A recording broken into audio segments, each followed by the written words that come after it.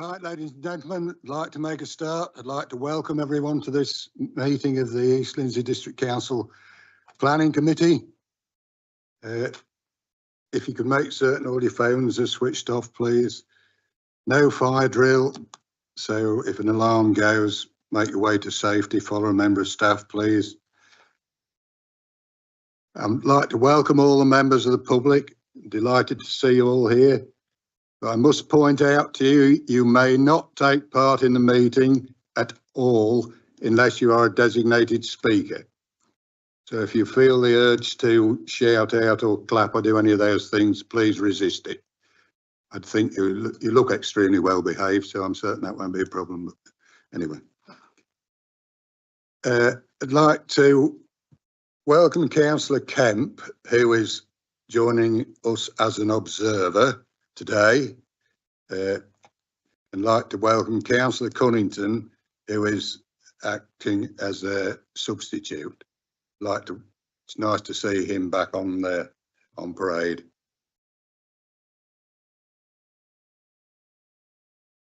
Right. Anyone declaring an interest, which will be Councillor Ashton if he speaks, as and when he speaks. When he's finished speaking, he should retire to St James's room, please. I am ward councillor for item 6, but I won't mind. Yeah, I think I'm coming to that in a minute, I think. Right, we'll move on with apologies for absence, if we may. Thank you, Chair. Apologies received from councillors Alex Hall, Daniel McNally and Rue Yarsley, and we have Councillor Richard Cunnington substituting. Thank you. Any declarations of interest? We just had one from drainage boards. Yeah, standard thing. Any other declarations of interest? No. Minutes, have you had a look at them? Are you happy with them? Can I sign them, please? Next item is an update from the Planning Policy Committee, which I think Councillor Ashton is. Yes, thank you, Chairman. Just hold on. I think you've been. Yeah, I know. I'm about to say you've got the organ grinder here rather than his monkey.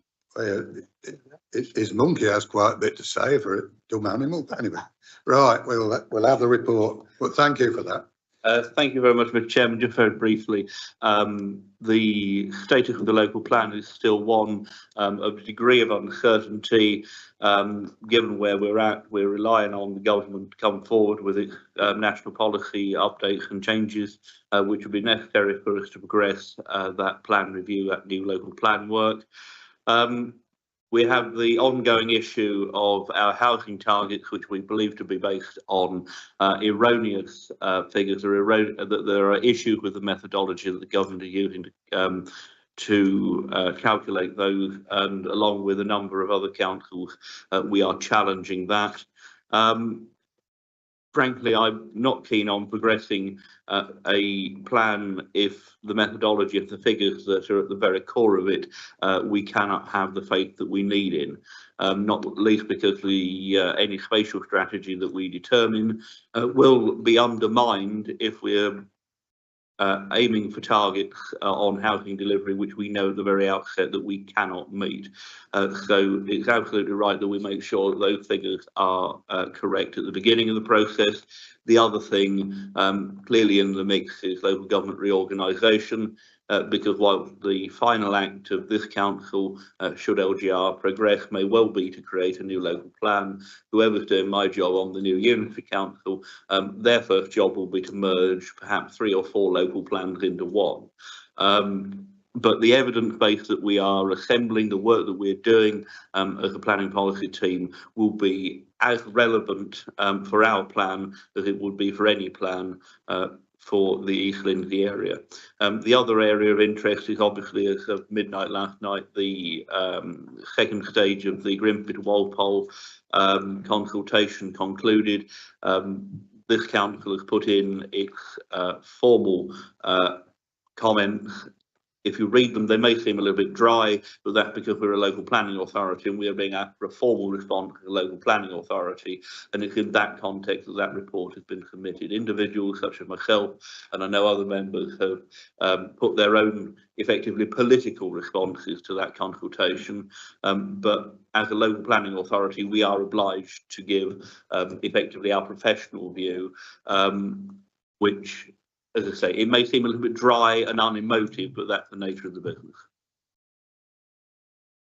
Thank you for that report update.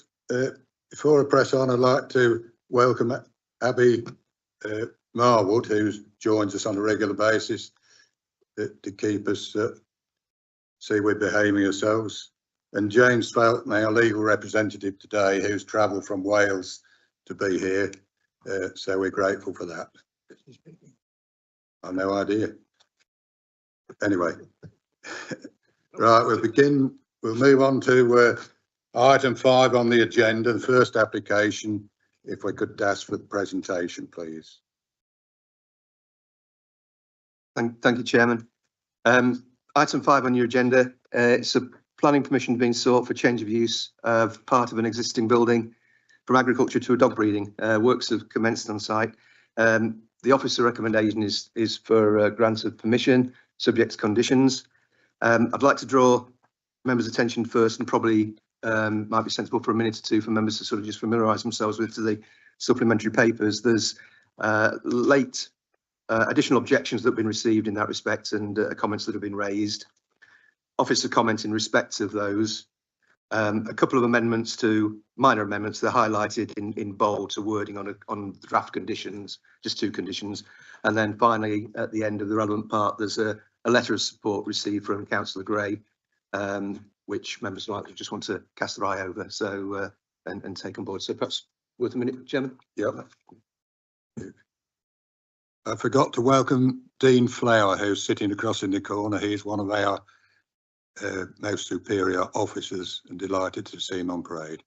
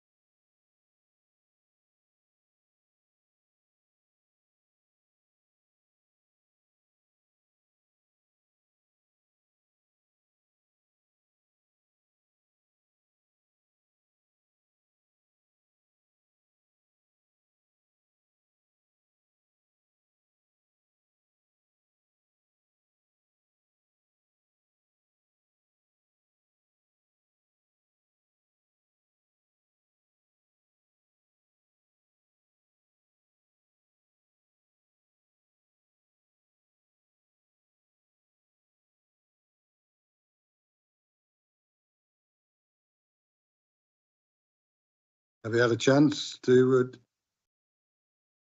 please press on? Thank you, Chairman. The overhead aerial of the site. So we've got what's referred to as Minting Lane on here, and you'll note the application is referred to as Lodge Lane. I think they sort of merge into each other, I think, in name. The site sits to the south side here, so effectively it's within that area of land there. I think that's the land that's in the ownership of the applicant. Probably easier to see by reference to the site plan here. So the red line is the application site itself. The blue edge land is the land that the applicant actually owns, and probably a little bit more helpful. The site as presently is that there's a caravan, which is I think at the front here as a temporary permission for occupation, and we have a permitted agricultural store here, which again the next plan will show a little bit more clarity to, but this is the building that's being proposed to be subdivided to allow for the dog breeding business. So the site plan, a bit more help.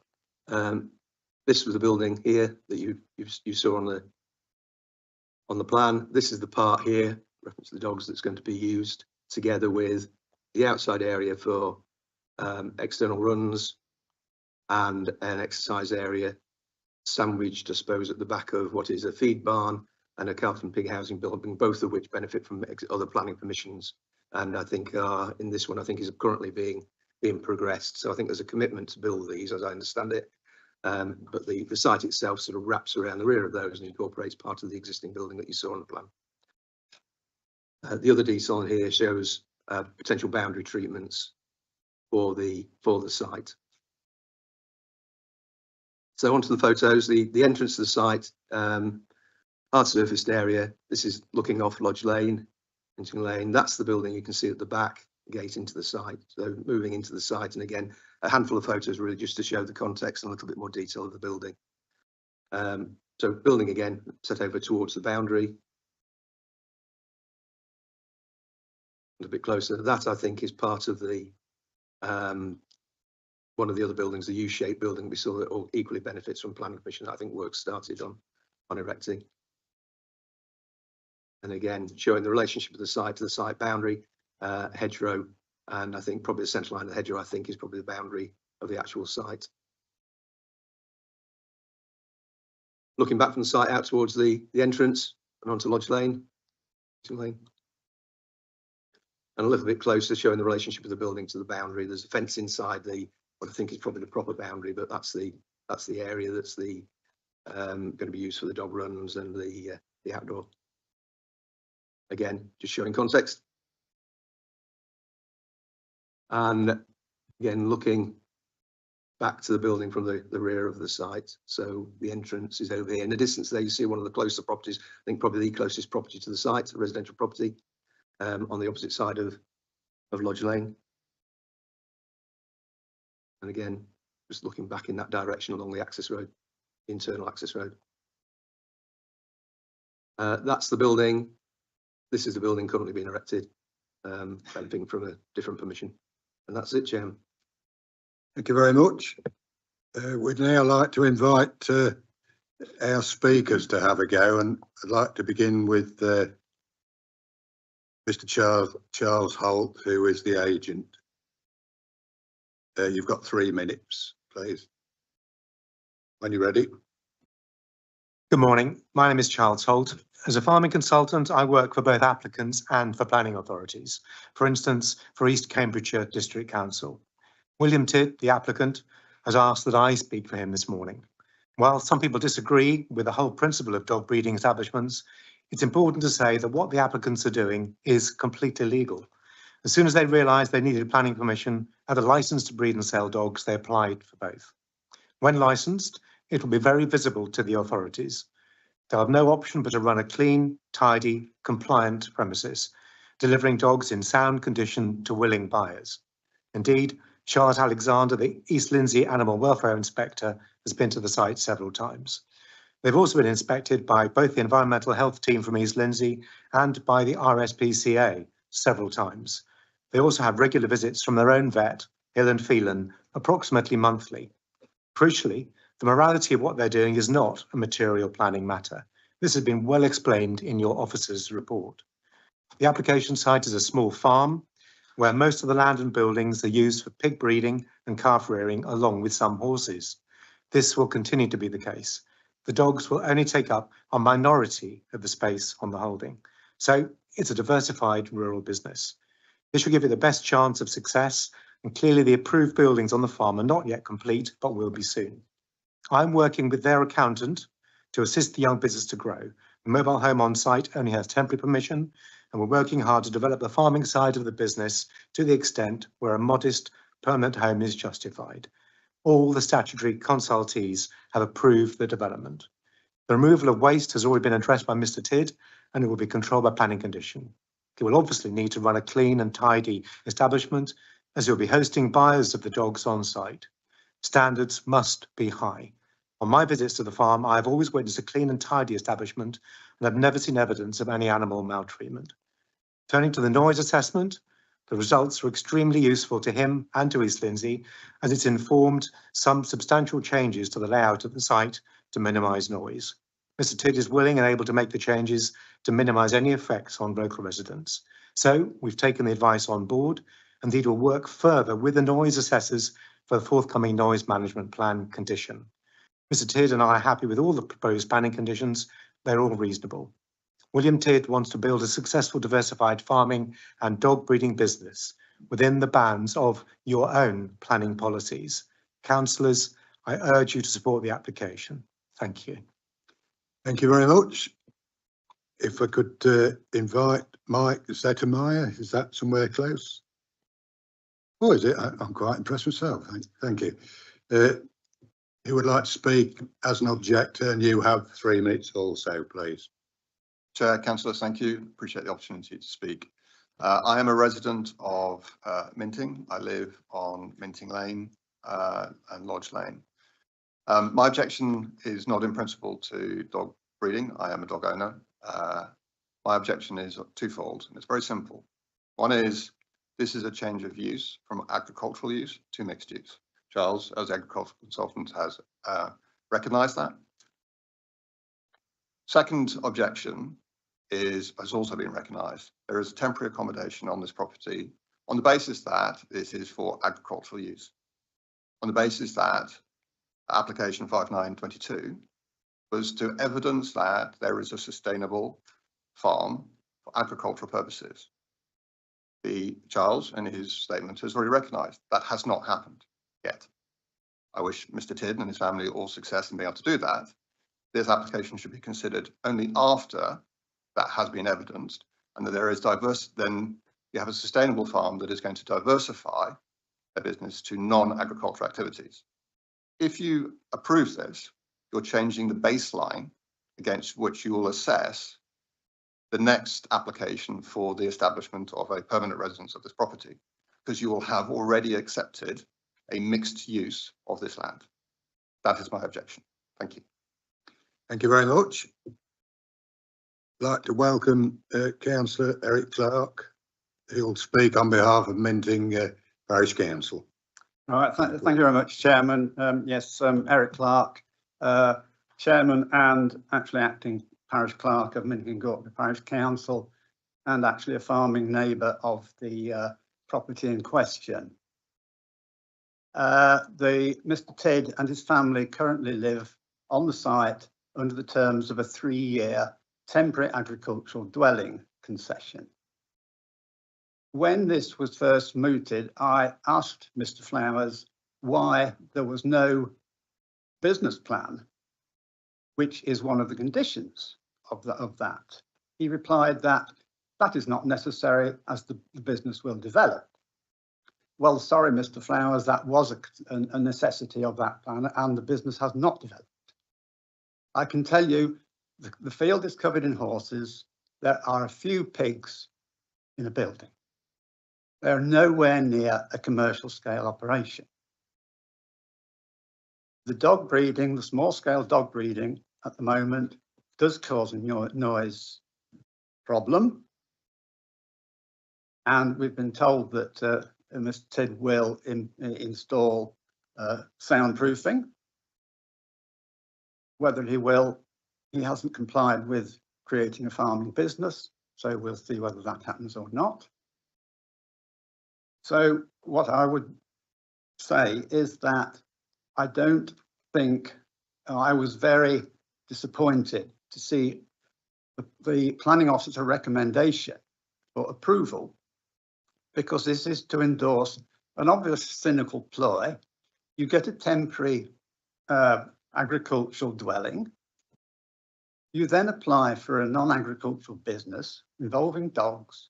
And then what next? There we have to have a permanent dwelling because we've got the dogs. The fact that the planning officer has gone along and endorsing such a cynical ploy brings the whole planning system into disrepute, and I think it's disgraceful. My other more practical point is that if there is going to be a worthwhile pig operation on site, it will be totally impossible to observe biosecurity if you've got a constant trail of visitors coming onto the site to view dogs.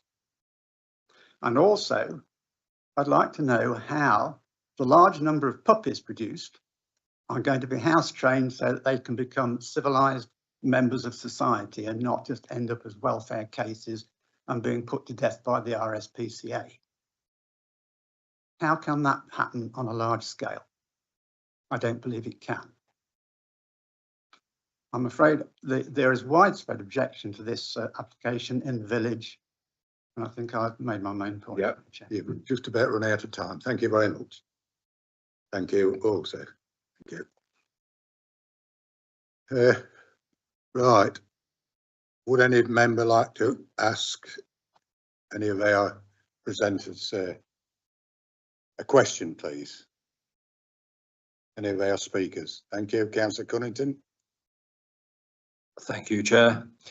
Yeah, a question to Charles Holt. I've read the report thoroughly and the supplementary. There's a lot in there regarding welfare for dogs, thermal insulation, noise protection, etc. I sit here open-minded and sit here and I think outside the box. I've seen nothing, and this isn't a negative. I want you to try and give me a clear answer and put some clarity to it and give me what you're prepared to do. This year so far, we've had a very, very hot summer. It's all right protecting these dogs for the winter, making it warmer for them, protecting the noise, but I've seen nothing that says there's going to be ventilation, air conditioning, etc. for this time of year. We've been talking 25, 30 degrees over a period of a few days, into the fact that we've had weather warnings for severe health. A dog shut in a barn for that period of time, yes, it can go outside, but it's going to bake in the sun, so it's going to go to its coolest place. The coolest place is back indoors, but that's still not cool. So if we were to look to pass this in accordance with the officer's recommendations, would you accept a condition, and would it be feasible for you to put a condition in that means that along with the planning application, you also supply ventilation, air conditioning for this property? Thank you.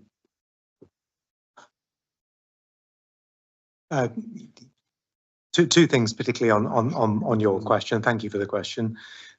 Firstly, there are actually ventilators shown on the plans. They're probably not possible to see with the scale of the plans up on the screen just now, but there certainly are ventilators included within the plans.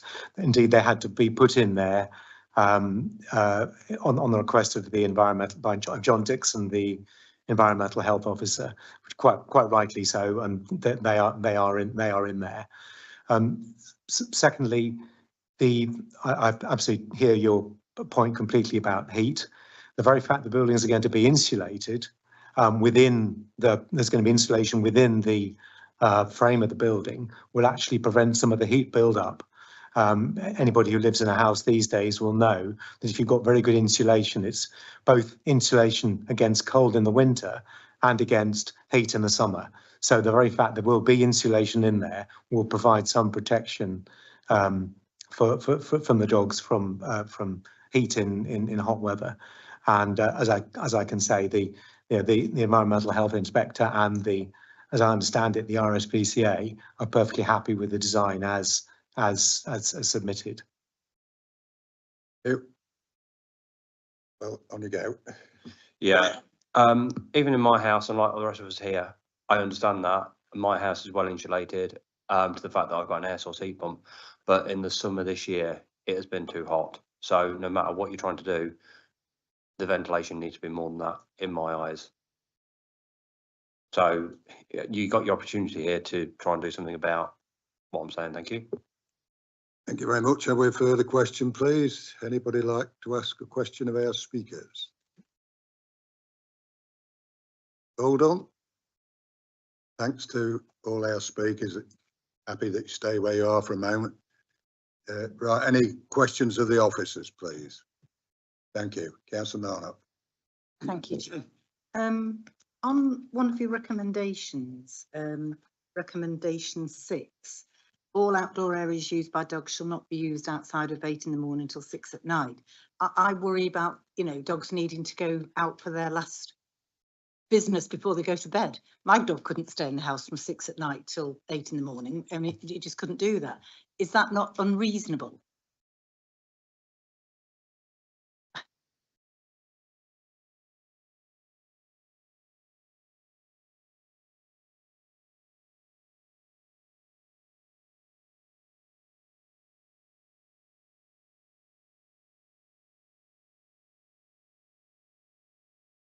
Sorry for the deliberation. I think the limitation of the housing condition, I think, came out of the advice from the environmental health officer. So it was a noise issue that was sort of it's focused on. I think in practical terms, you know, as an operational expectation to make it work, that would be the case. On those occasions, were it necessary for dog to, and I think, you know, that's an enforcement issue. But as long as legitimised on a reasonable basis and occasional, you know, you take a view on that. I take the point. Those occasions you can't properly control and manage, but in general terms, the expectation to manage noise would be to not let them out between those hours. But any further questions, please? Thank you, Councillor Watson. Yeah, I think we're touching on the crux of an issue here, really, because to me, it's in paragraph 4.2 in the report, where we're talking, and there's this mutual contradiction between noise, which is a key issue here, really, for as far as the neighbours are concerned. We're aware from the objection that noise is apparently an issue. But also the other side of the coin is the health and welfare of the dogs in being able to come out and run. So on one hand, we've been asked to restrict them inside to keep the noise down. On the other hand, we are asked, or the council needs to have regard to the welfare of the dogs and release them. So there's this mutual contradiction. The two don't really sit with each other. That's an issue I have with it, and I just wondered if the officers had any further comments on that, to what to me is a mutual contradiction.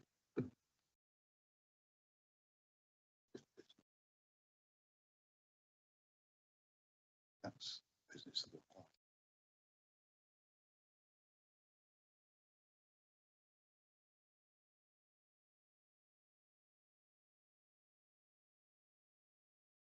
Yes, yeah, yeah.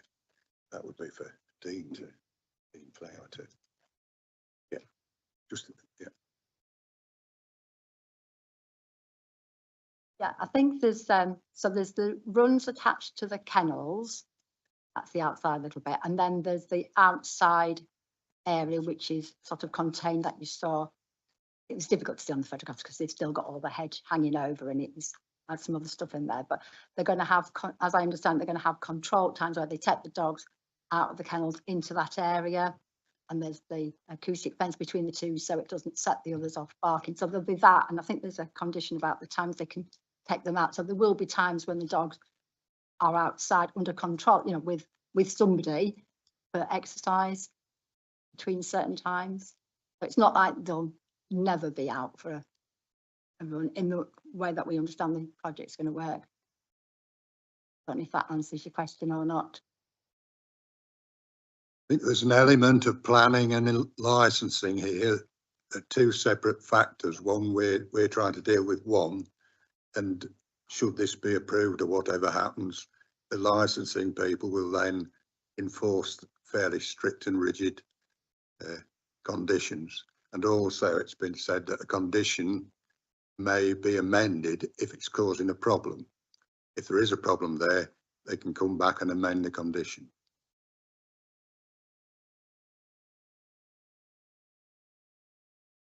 Yeah, have a go. Councillor Hall. Have a go. Thank you. Right, the accommodation that's on the site at the moment, it's a temporary accommodation, so we can't take that into account as being a permanent site. Obviously, this is going to be used for breeding of animals, and they don't necessarily tend to actually give birth in normal office hours. So we can't take the accommodation as actually a permanent person on site.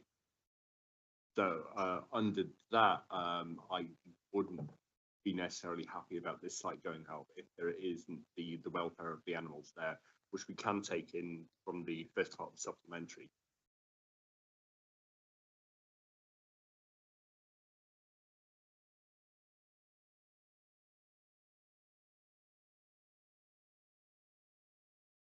Obviously, also because there is no, there is talk about possibly putting a dwelling in separately, but that all depends on us saying yes to the first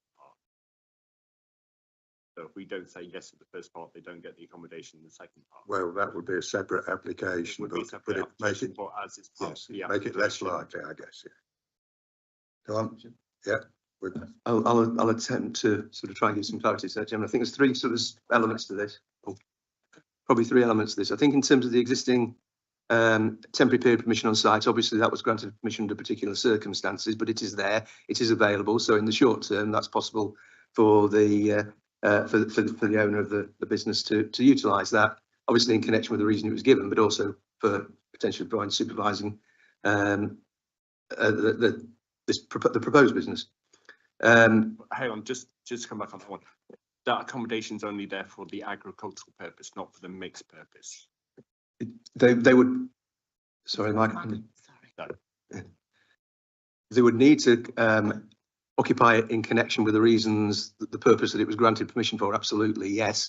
But as long as as an ancillary element to that, that might not preclude them from equally sort of taking advantage of those circumstances to provide the oversight of the new business. It doesn't necessarily compromise that.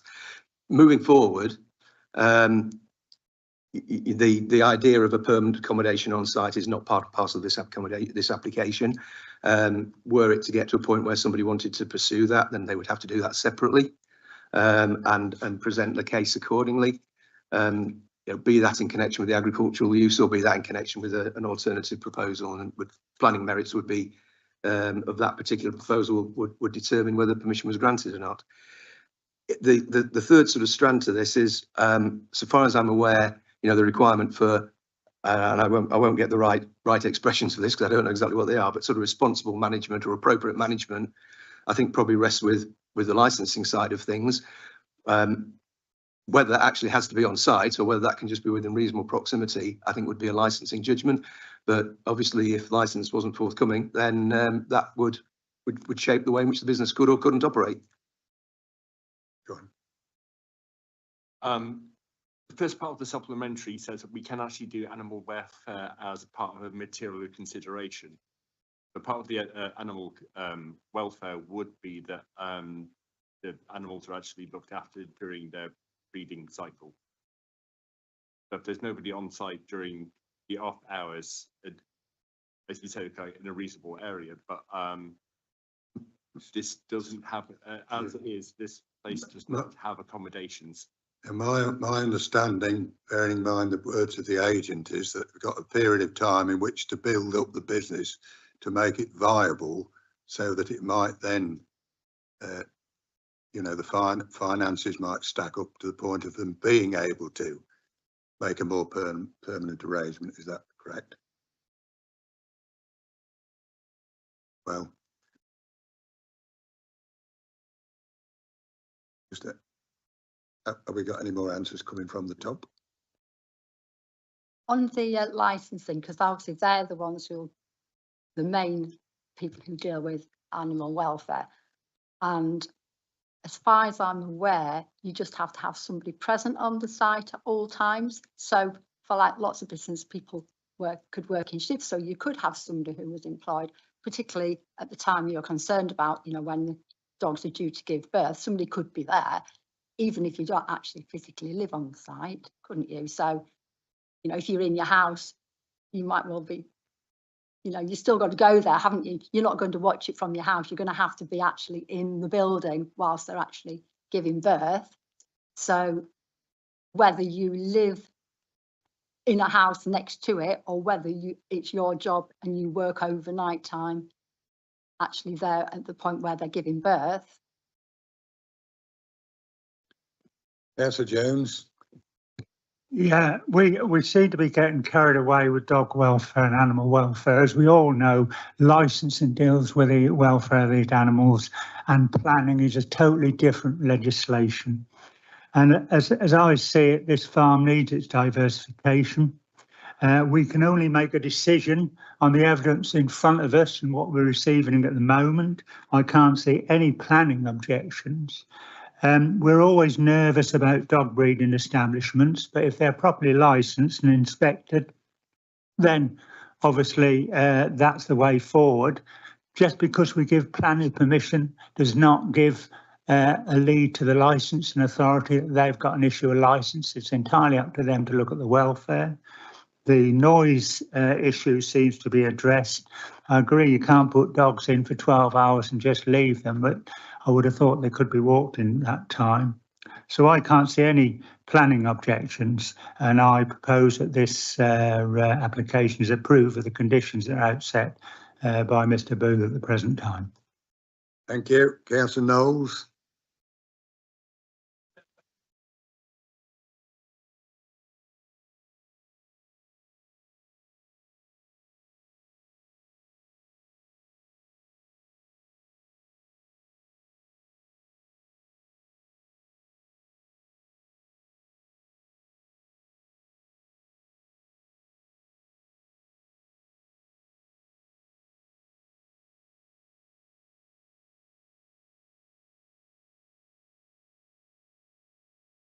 Thank you. Councillor Jones, I'd just like a word, I think. Are you off? Is Councillor Knowles switched off? Yes, thank you. You want to shout into there?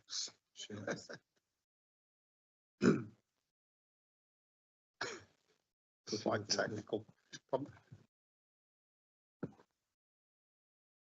Councillor Jones, it was just a point of clarification in relation to your comment regarding planning and animal licensing being two separate and distinct regimes.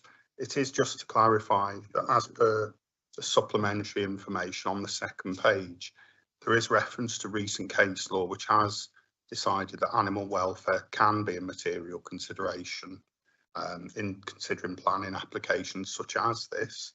And obviously it's just to confirm with yourself that you have taken on board that information in the supplementary report and that you have considered that animal welfare can be a material consideration, but nonetheless arrived at the conclusion you have and therefore made that recommendation.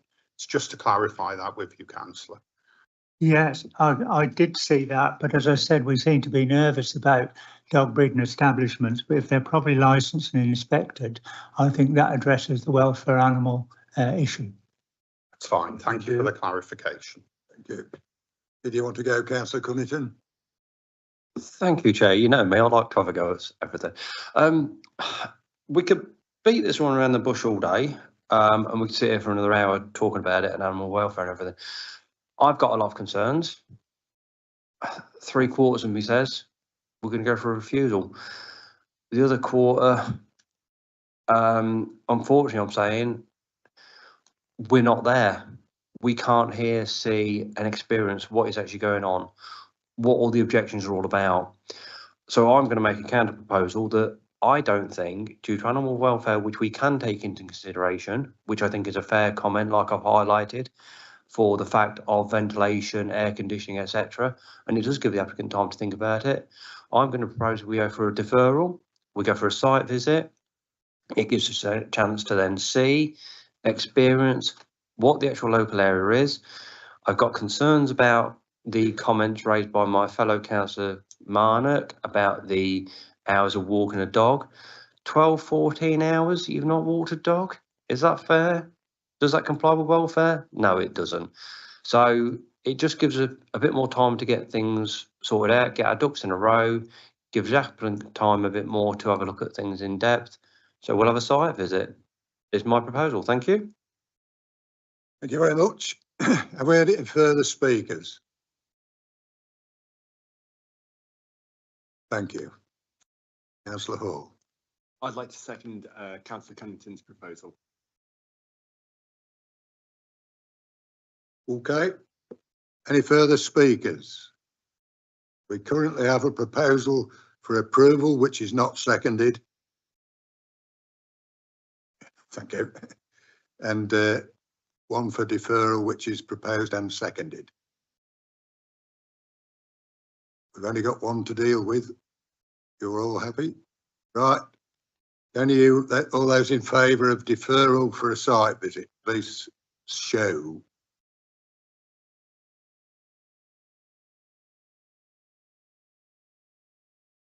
You get 6. Those against? Thank you. That's a deferral for a site visit, which will be arranged at a future date. Okay, thank you all very much. We're having a short break just to check the IT system, I think. I hope you're more than welcome to stay if you'd like to, but if you've had enough, quite understand. Thank you.